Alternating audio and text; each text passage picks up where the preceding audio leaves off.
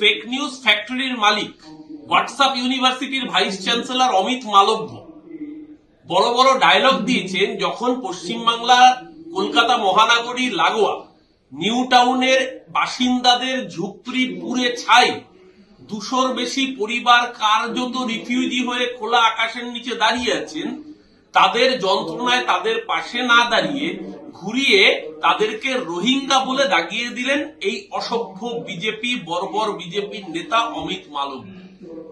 2 কোটি 1.5 কোটি 1 কোটি 20 লাখ 1 কোটি এক একজন এক একটা তালিকা দিয়েছিলেন যে পশ্চিমবঙ্গে নাকি এত রোহিঙ্গা রয়েছে।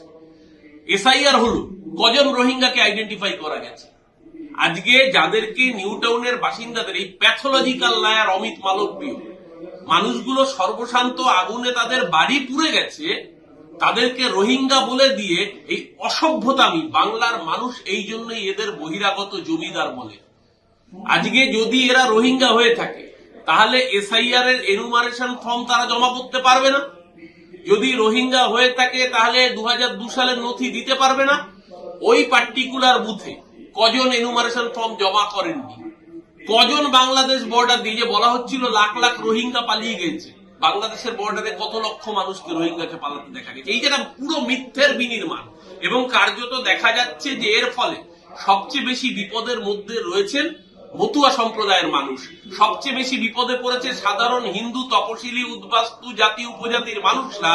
আজকে সেই দিক থেকে নজর ঘোরানোর জন্য যখন একদল অসহায় মানুষের সমস্ত সর্বশান্ত হয়ে গিয়েছেন আগুনে পুড়ে, তাদেরকে রোহিঙ্গা বানানোর এই অসভ্যতামির জবাব বাংলা আবার 2026-এ দেবে।